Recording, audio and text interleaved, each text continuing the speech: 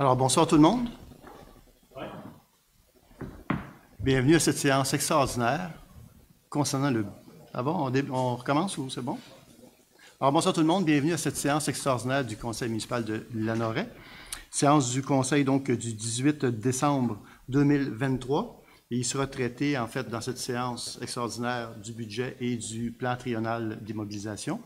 Et quittez pas lorsqu'on fermera la séance extraordinaire parce qu'on ouvrira une deuxième séance extraordinaire après celle-ci. Alors, les gens dans la salle, ceux qui ont des téléphones cellulaires, juste les mettre à silencieux. Les gens qui nous suivent sur Facebook, je vous salue aussi, bien sûr. Alors, Monsieur le Directeur général, est-ce que vous pouvez lire l'avis de convocation, s'il vous plaît? Avis de convocation à Mme Lynne Clermont, Marie-Ève Mondor, Lucie Ouellette et José Castonguay, à Messieurs André Villeneuve, Martin Lavallée et François Boisjoli. Mesdames, Messieurs, avis spécial vous est par la présente donnée par le sous-signé qu'une séance extraordinaire est convoquée par M. Marc-André Maheu, directeur général et greffier trésorier, pour être tenue au lieu ordinaire des séances, lundi le 18 décembre 2023 à 19h et qu'il y sera pris en considération le sujet suivant. 1. Adoption du budget 2024 et du programme triennal d'immobilisation 2024, 2025, 2026. Ça a été donné à Lanoraie le 14 décembre 2023 et signé par moi-même. Merci beaucoup. Alors, on irait avec le point 1, vérification du quorum et ouverture de la séance extraordinaire. Est-ce que j'ai un proposeur? Je propose. Proposé par M. François Boisjoli. Est-ce que j'ai un appuyeur? J'appuie. Appuyé par Mme Lynne Clermont, à ma droite, ceux qui sont en faveur. D'accord. À ma gauche. D'accord. C'est unanime. Point 2, adoption de l'ordre du jour, proposé, appuyé et résolu d'adopter l'ordre du jour suivant. Adoption du budget 2024 et du programme triennal d'immobilisation 2024, 25 et 26. Est-ce que j'ai un proposeur? Proposé par Mme... Excusez-moi, Mme Castonguay. Est-ce que j'ai un appuyeur? Appuyé par Mme... Voyons, j'ai de discuter ce soir avec moi. Mme Mondor, Marie-Ève Mondor. À ma droite, ceux qui sont en faveur. D'accord. À ma gauche. D'accord. C'est unanime. 3, budget. Alors, avant d'adopter, on va vous en faire lecture et explication. N'oubliez pas, les gens sur Facebook, vous avez des questions, vous pouvez les poser et on les lira seulement à la fin. Les gens dans la salle, vous pourrez poser des questions, évidemment, vous aussi, à la fin. Donc, on a table des matières, contexte, facteur important, budget 2024, dépenses, immobilisation, financement, programme triennal d'immobilisation 24, 25 et 26, profil financier 2023. Facteur important, hausse marquée des dépenses de fonctionnement. Principale hausse en 2024. Et là, je vais vous faire une liste assez exhaustive. Finalement, c'est des augmentations sur lesquelles le Conseil n'a pas vraiment de prise, pas vraiment de possibilité de faire autrement que finalement les mettre dans le budget comme elles nous arrivent. Exemple, assurance municipale, une hausse de 25 000 $. Sûreté du Québec, une hausse de 60 000 $. Donc, en 2023, la municipalité déboursait 573 000 $ pour la Sûreté du Québec. En 2017, je recommence. En 2017, la municipalité payait 573 000. En 2023, 855 000. Et il y a une augmentation de 60 000 cette année. Donc, on est à 900 000 et un peu plus, 915 000, si mes calculs sont bons, pour 2024 pour la Sûreté du Québec. Les codes-parts MRC, on parle d'une hausse de 110 000. Donc, présentement, en 2023, c'était 1 390 000. Et pour 2024, donc, on rajoute 110 000 $ pour la MRC. Ça comprend évidemment aussi le service incendie. Collecte, transport, ordures, contrat, une hausse de 57 000. Alors encore là, voyez-vous, c'est des choses auxquelles on n'a pas beaucoup de prise, étant donné qu'on va en appel d'offres et que lorsque l'appel d'offres est remporté, on doit procéder à donner le contrat. Enlèvement de la neige, une hausse de 120 000. Le marquage routier, donc sur les chaussées, donc on parle de 20 000 d'augmentation. Main-d'œuvre, donc souvent c'est pour des heures supplémentaires qu'on a dû payer, donc plus d'heures pour accomplir les différentes tâches des différents services de la municipalité. On parle de 130 000 $. Donc, disons, on va le dire comme ça, c'est un total de 522 500 $ incompressibles, donc que la municipalité doit pour pouvoir fonctionner en 2024, qui s'ajoute finalement. Je vous dirais qu'on a fouillé un peu partout dans les tiroirs, on a essayé avec rigueur, on a tenté de faire des coupures pour baisser cette somme-là et on a réussi quand même à faire des coupures de 118 500, ce qui veut dire que dans le fond, pour les dépenses de fonctionnement 2024, ce dont la municipalité a besoin, c'est de 404 000 $. Donc, suite à cette analyse rigoureuse, on a réussi quand même à baisser à 404 000. Dépenses projetées.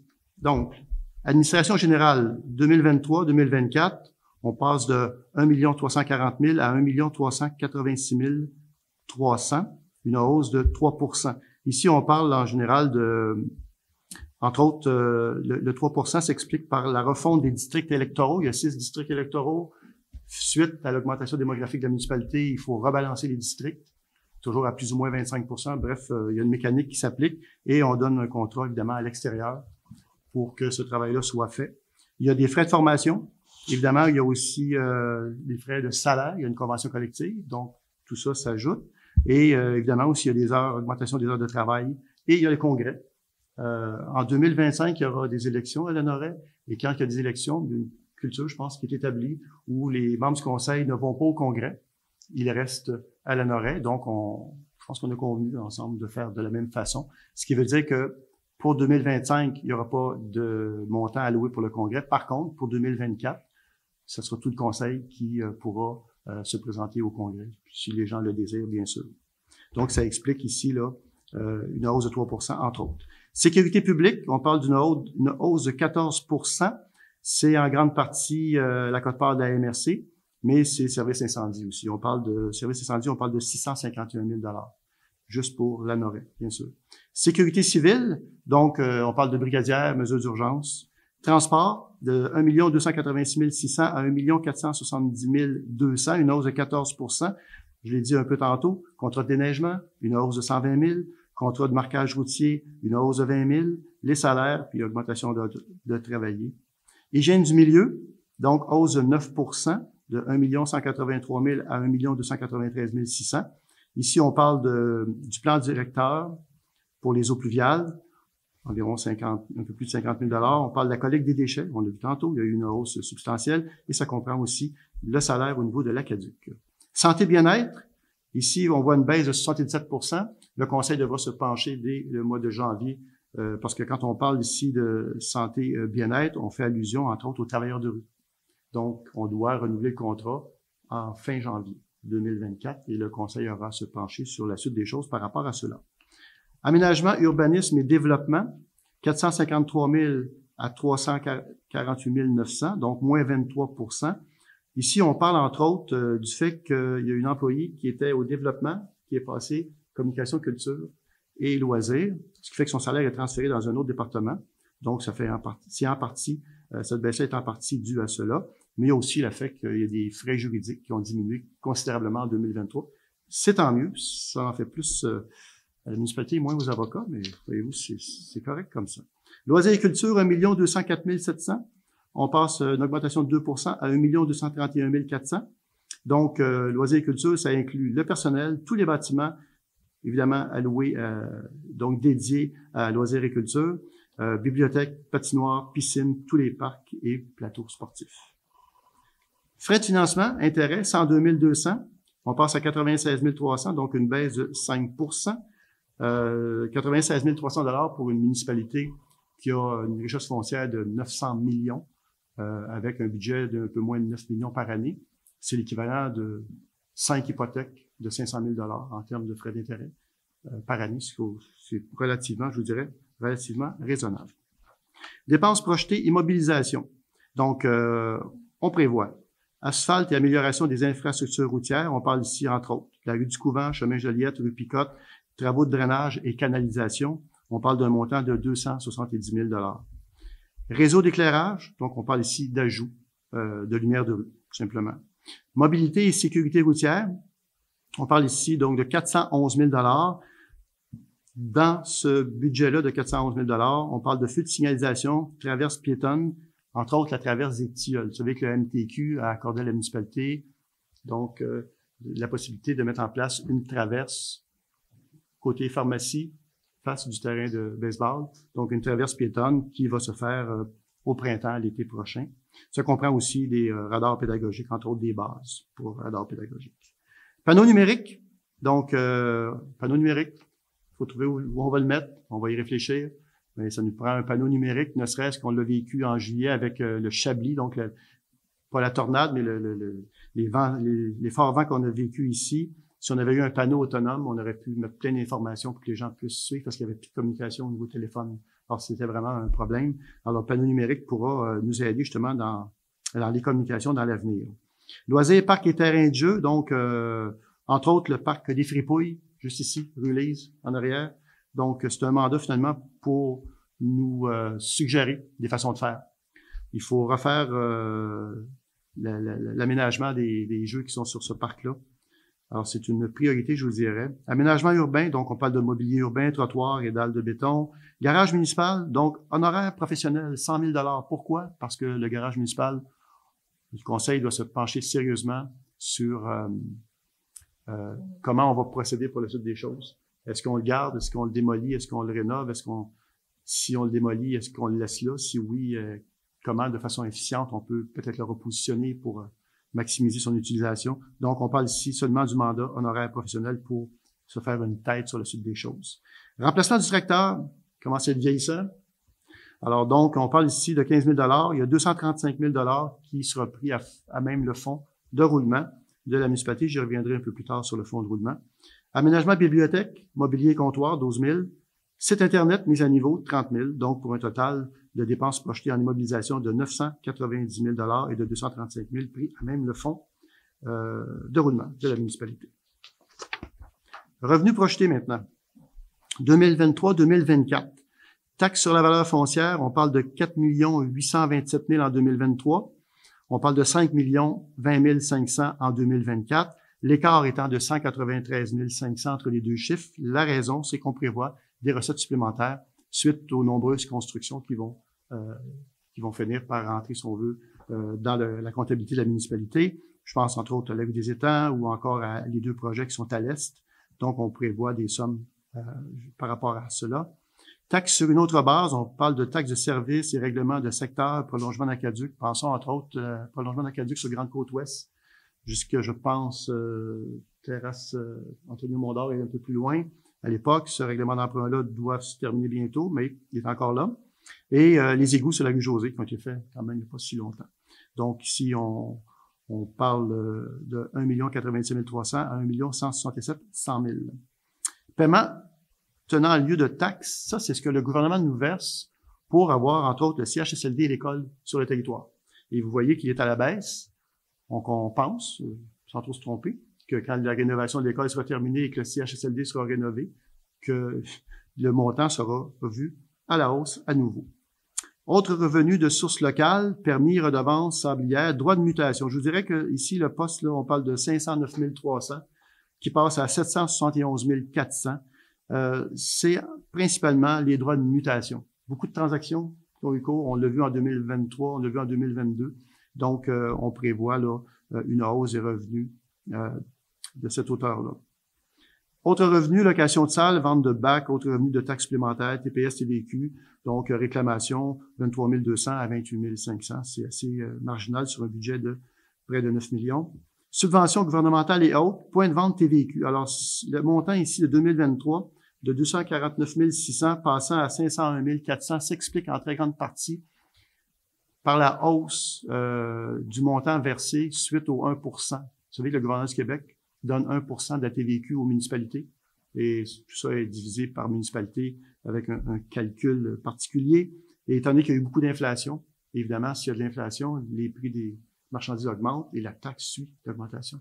D'où le fait qu'il y a quand même 251 800 $ d'augmentation sur ce poste-là, donc de revenus projetés. Donc, total des revenus, 6 801 en 2023. En 2024, on parle de 7 557 000 $. On passe à l'autre tableau. Donc, taux de taxe variable utilisé pour projection. Pourquoi on parle de variable utilisé pour projection?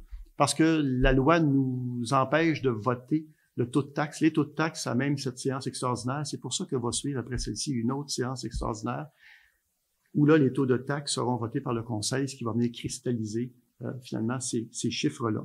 Donc, quand on parle de base agricole et forestière, on parle évidemment de résidentiel. En 2023, il était à 0,483. En 2024, il est à 0,480. Une légère baisse. Dans le fond, il faut l'ajuster à la baisse parce que la municipalité, si on ne l'ajustait pas à la baisse, il y aurait des revenus qui ne sont pas justifiés, qui seraient prélevés à même les taxes. Et c'est pas ce que l'on veut. 6 logements et plus, 0,644 2023, 0,640 2024. Non résidentiel, donc on parle de commercial, 1,044 à 1,084, donc légère hausse. Industriel, 1,222, 1,270, 2024. Sachez que ces taux-là comprennent aussi police, incendie, inclus, donc tout est à l'intérieur de cela. Juste le tableau plus bas, on a ventilation des taux. Alors, vous avez, donc, si on regarde la taxe générale, base agricole et forestière, donc résidentielle, agricole et forestière, on passe à 0,327, donc en 2024 à 0,317, donc une baisse de 3 %. Les logements baissent de 2,98 %. Le non-résidentiel, une hausse à 3,26 et l'industriel, une hausse à 3,36 comparativement à 2023. On y va pour la police, 2023-2024, donc 2023, 0,086. La police augmente à 0,091, ce qui fait une augmentation de 5,81 %. Et ainsi de suite là pour les autres montants. Incendie, donc 0,07 à 0,072, donc plus 2,86 %. Incendie, la hausse s'explique en grande partie parce que la MRC, avec le schéma de clôture de risque que le gouvernement nous impose, puis c'est correct. C'est vraiment la protection incendie. Donc, il y a nécessairement des coûts qui finissent par s'additionner. Juste pour vous donner un ordre de grandeur, en 2023, en incendie, la quote-part de la municipalité de Lanoraie était de 530 000. En 2024, elle monte à 650 000. Donc, une hausse de 120 000 $ pour cette partie-là. Taux de taxation variable utilisé pour projection, même principe, l'expression variable utilisée parce que on n'a pas encore adopté les taux, on le fera plus tard. Ici, on a matière résiduelle, on l'a vu tantôt, une augmentation par rapport à cause de la hausse du contrat de 57 000. On passe de 175 $ en 2023 à 200 $ en 2024, donc variation de 25. Égouts, entretien et assainissement, on parle ici d'opération essentiellement et d'entretien. On passe de 176 à 185 et sans trop me tromper, l'année passée, on est arrivé assez juste à ce niveau-là. Alors cette année, on n'a pas vraiment le choix de faire une légère hausse de 9 $. Vidange d'une installation septique, on passe de 78 2023 à 80 2024, donc une hausse de 2 $. Eau potable, ça reste inchangé, 140 $, 140 $. Juste revenir peut-être sur les égouts, entretien et assainissement. Il faut aussi savoir que le réseau est vieillissant et donc il va falloir prévoir éventuellement de le rajeunir. Et il y a aussi le fait que les normes environnementales sont plus sévères. C'est correct, on s'en plaint pas, mais ça entraîne nécessairement des coûts par rapport à ça. Équilibre budgétaire. 2023, comme on peut le constater, les revenus étaient de 6 801 000, ce qui fait en sorte qu'on avait après appropriation, parce qu'en 2023, on a fait une appropriation au surplus de 1 086 000. Après appropriation, on était à 7 887 000. Et évidemment, vous voyez là que activité financière 83 200, immobilisation 687 700, donc un équilibre, donc dépenses et revenus 7 885 000. Ça, c'était pour 2023. 2024, donc des revenus de 7 570 000. On fait à nouveau une appropriation du surplus de 1 083 000, ce qui nous amène à un total de 8 653 000. Et encore là, on voit activité financière, 152 900. Juste vous dire que dans le 152 900, on parle de remboursement du capital de la dette et du fonds de roulement. On a un fonds de roulement, évidemment, la municipalité se prête de l'argent à très, très, très bas taux, mais il faut aussi annuellement remettre ce montant-là pour renflouer le fonds de roulement. Donc, équilibre du budget, 8 653 000 pour revenus et dépenses, 8 653 000. Donc, on a là un équilibre. Peut-être, juste pour vous dire que actuellement, la municipalité a dans les coffres plus ou moins 2,2 millions en surplus. Et le fonds de roulement, on en parlait tantôt, le fonds de roulement, au départ, il était d'1 500 000. Il est maintenant à 900 000, parce que l'année passée, on a acheté, entre autres, je ne vais pas le dire en anglais, là, un chargeur. Donc, un chargeur, on a fait des investissements à ce niveau-là et on a une bonne partie des sommes nécessaires ont été prises à même le fonds de roulement. Fait saillant du budget 2024. Donc, contrôle et limitation des coûts. Donc, en bas de l'inflation, vous le verrez un peu plus loin, l'inflation est à 4,8 ou 5 dans ces eaux-là. Investissement pour le maintien des actifs, donc routes et infrastructures.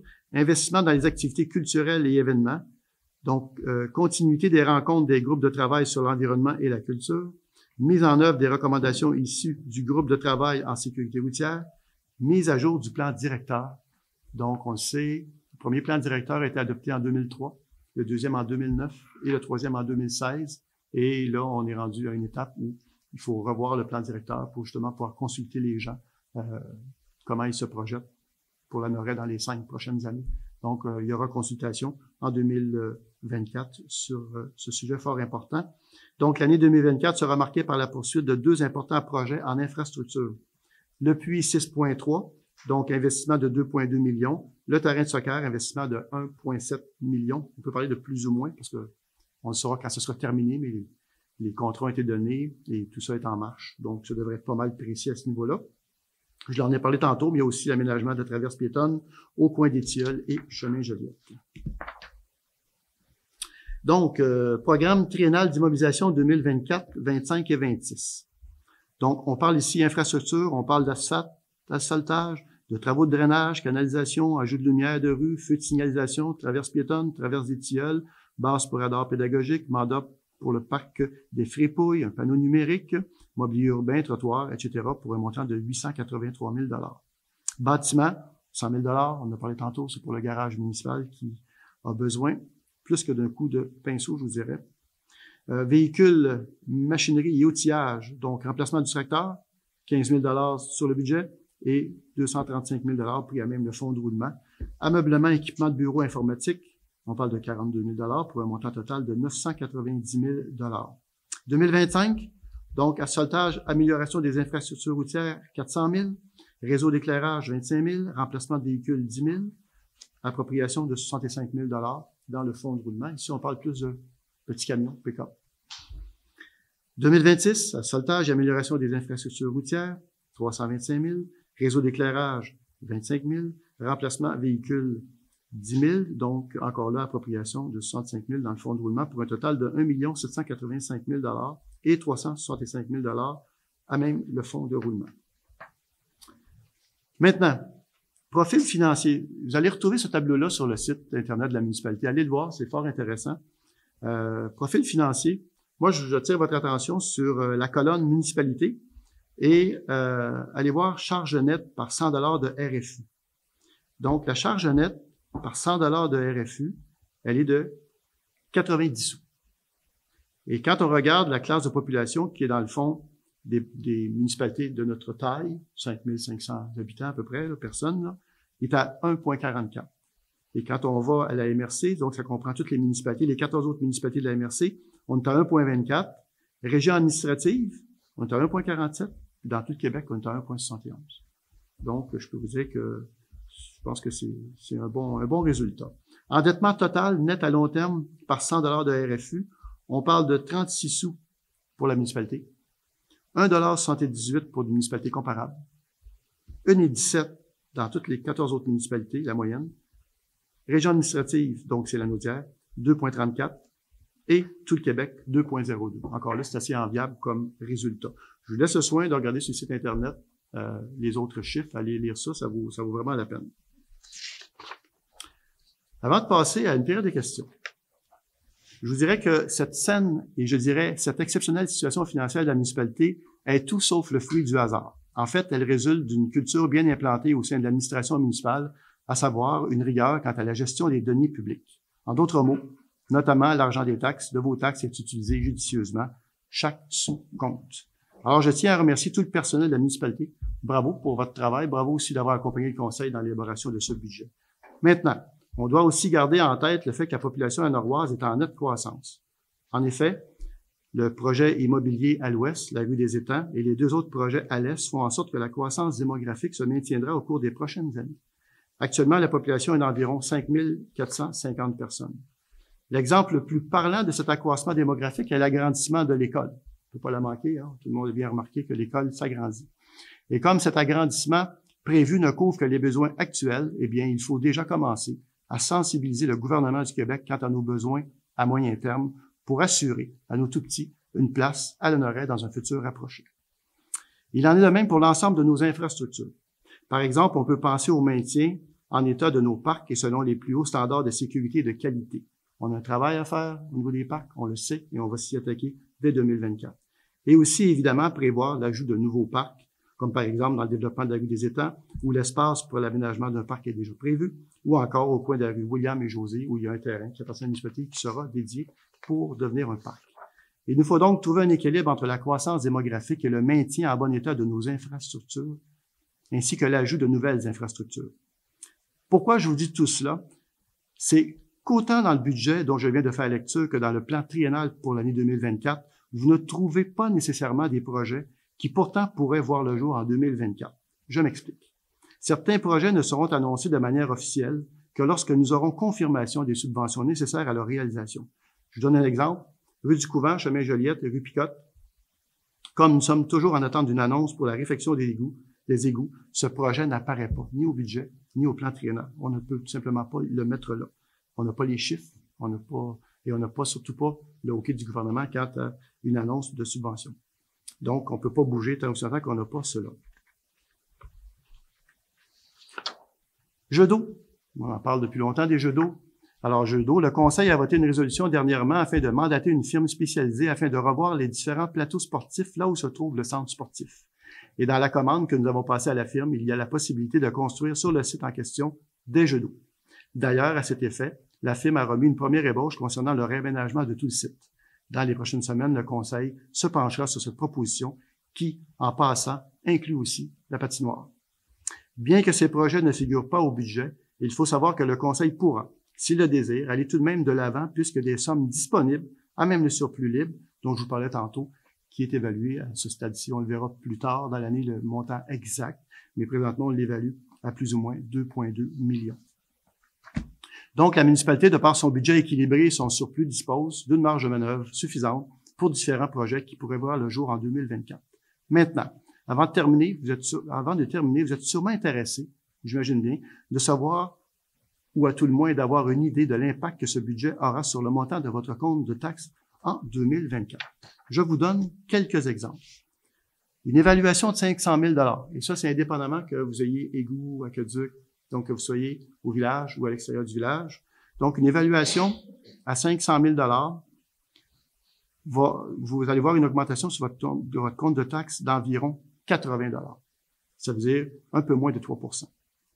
Si vous êtes évalué à 400 000, vous allez voir une augmentation de 70 $, à peu près 70 $, à peine 3 %, on parle de 3,05 %. Une évaluation à 333 000 $, on parle de 3,22 %, c'est 63 $. Une évaluation à 300 000, c'est 60 $, et une évaluation à 200 000, c'est 50 $. Alors, vous avez une bonne idée à peu près de ce qu'aura comme impact sur votre compte de taxes le budget de ce soir. Alors voilà, c'est terminé pour la présentation. Maintenant, la parole est à vous. La période des questions est ouverte. Est-ce qu'il y a des gens qui ont des questions? Avons-nous des questions sur Facebook ou dans la salle? Oui. Tout ce que vous avez parlé, là, on va pouvoir trouver ça, le budget sur Internet. On va mettre ça va être en ligne. Au courant de la semaine, ça va être en ligne. Oui.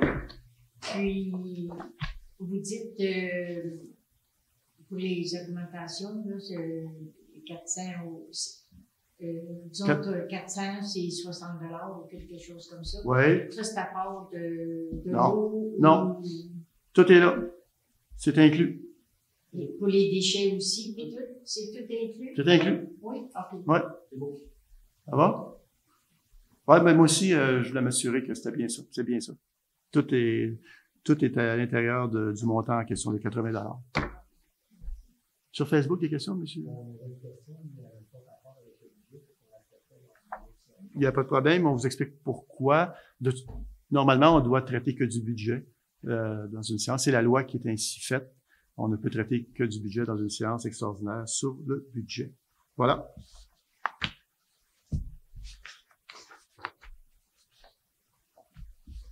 J'essaie de prendre la bonne feuille. Adopter les bonnes choses.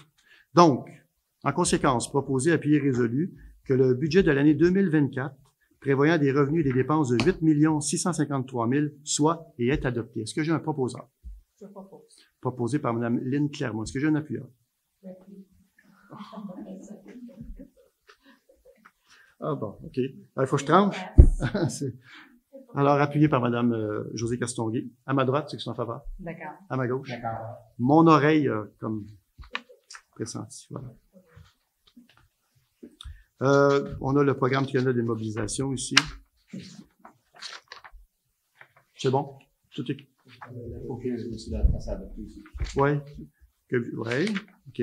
Ah, il est en bas, oui. Écoutez, c'est le programme triennal des mobilisations. Les municipalités ont le devoir, ont l'obligation, de par la loi, de faire des projections pour les 3 prochaines années.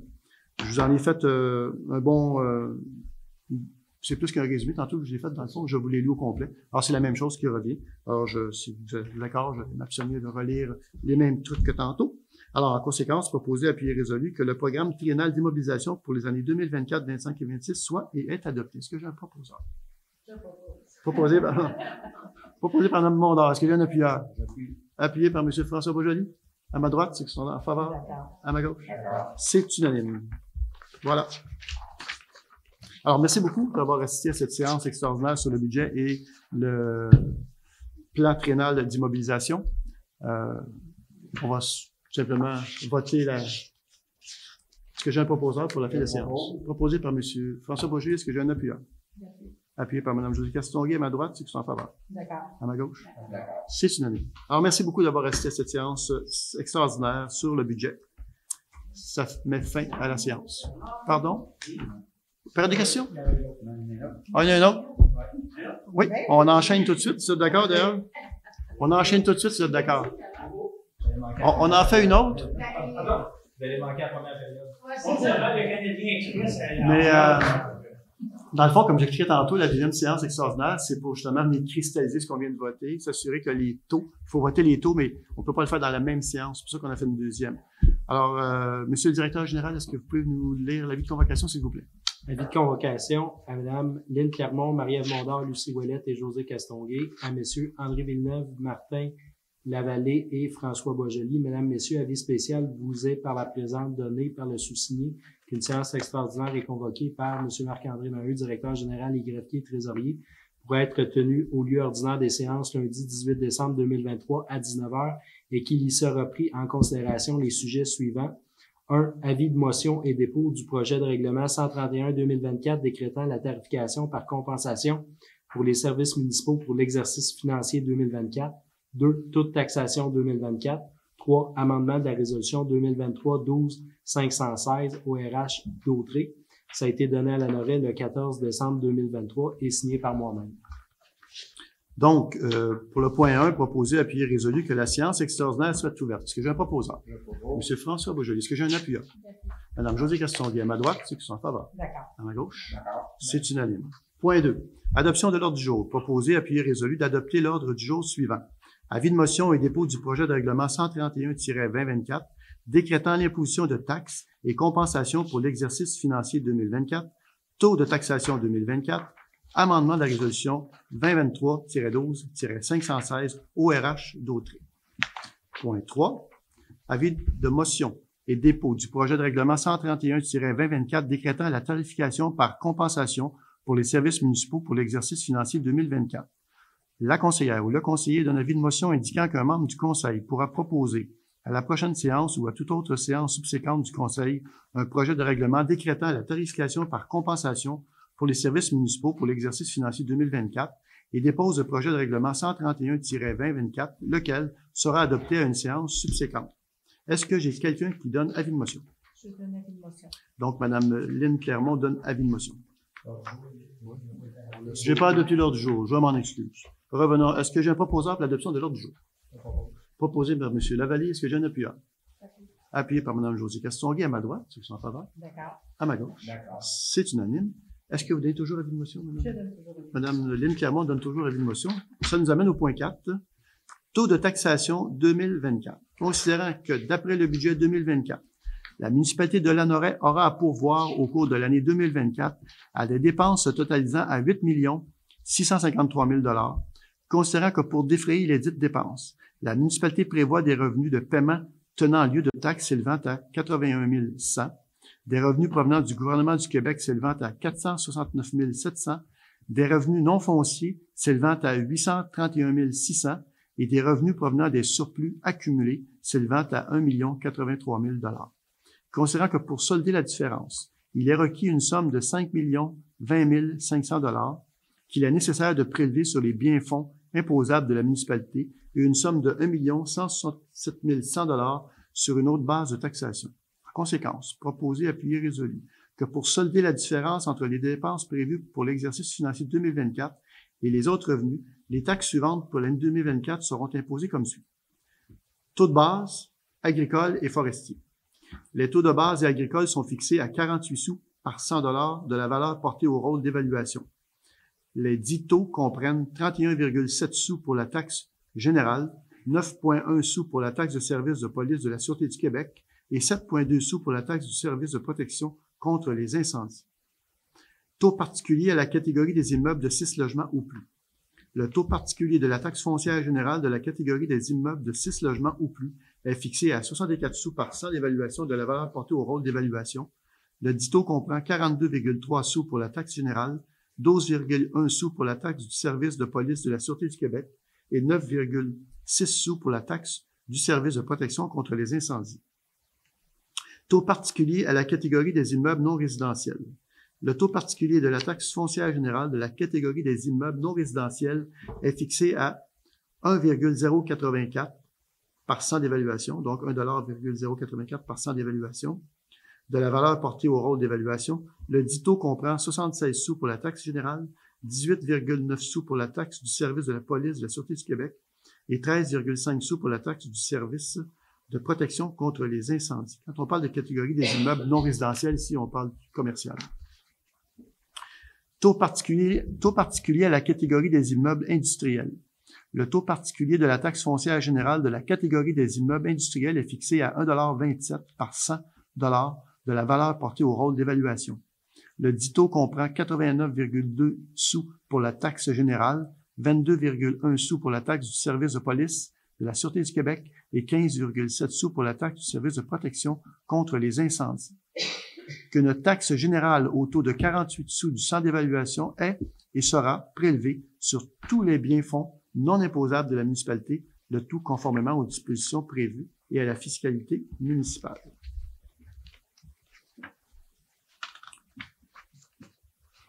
Donc, amendement de résolution.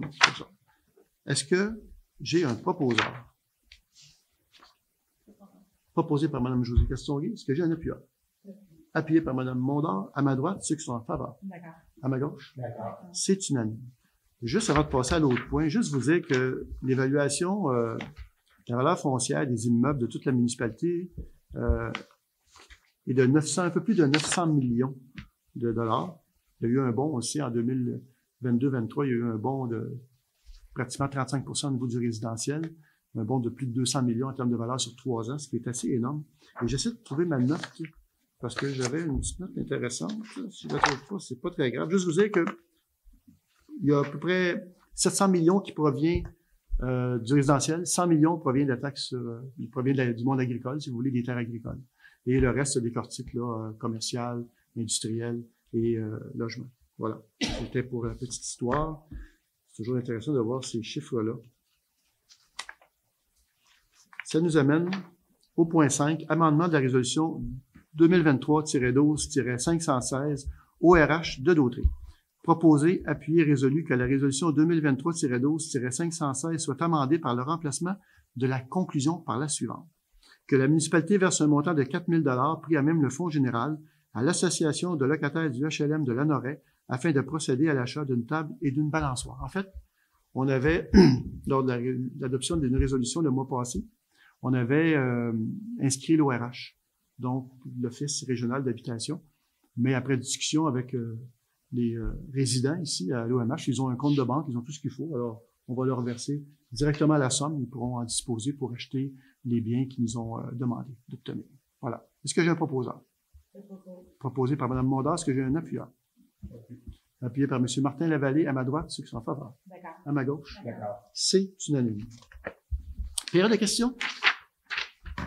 Vous comprendrez que ce qu'on vient de voter, entre autres pour les taux d'imposition, bon, ça vient faire en sorte que l'administration peut procéder finalement.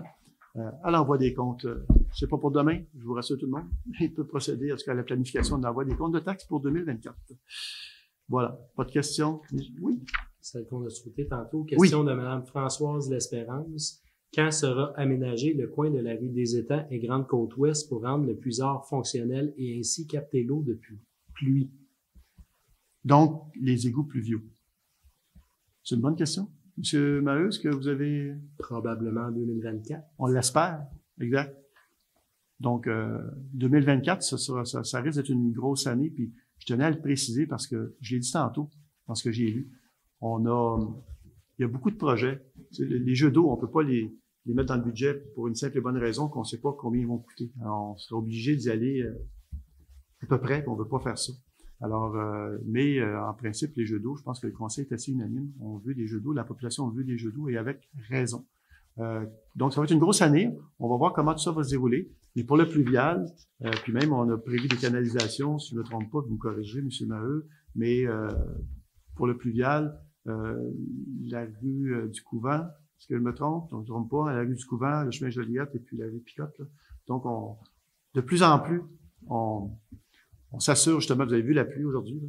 C'est une bonne raison justement d'avoir. Il ne faut pas que cette eau-là s'en aille dans les étangs aérés. Là. Ça, c'est pas la bonne idée. Là. On se retrouve avec des surverses quand ça arrive. Puis le ministère de l'Environnement, avec raison, nous fait des réprimandes, et tout à fait avec raison. Alors voilà. Ça répond à la question de Mme L'Espérance. Autre chose? Voilà. Est-ce que j'ai un proposant pour la levée de la séance? Oui. Je ne suis pas certain pour vous dites la balançoire, puis oui. Vous allez donner 4 000 $, vous dites. Puis, est-ce qu'ils vont, comment je pourrais dire ça, amener un papier comme quoi qui est tout acheté, puis... Nous, on leur verse un montant, on leur fait totalement confiance, parce qu'ils en veulent 2. OK? Ils en veulent 2, et puis j'ai parlé un petit peu avec eux autres, ils m'ont expliqué dans le fond pourquoi ça montait à ce montant-là. Puis ils veulent une table à pique-nique aussi, on verra quel genre de table ils veulent. Là. Ce sera peut-être pas une table, comme on imagine, une table à pique-nique en bois, là. Ça va peut-être être autre chose, là, comme table. Mais ils veulent aussi acheter un truc pour l'hiver, pour mettre par-dessus, pour les protéger. Ben ça, tu sais, on en parlait à un moment donné, on est allé voir les prix, puis c'est sûr que si on ajoute des éléments comme ça, ben ça fait monter un peu la facture. Et en principe, ils vont aussi avoir un montant qui va être versé par Mme Caroline Proulx, la députée. Ils ont fait une demande de 1 000 $. Alors, ils auront 5 000 $. Je pense qu'avec ça, ils vont pouvoir tu sais, aussi bien acheter de quoi de solide, qui va durer, là. Voilà.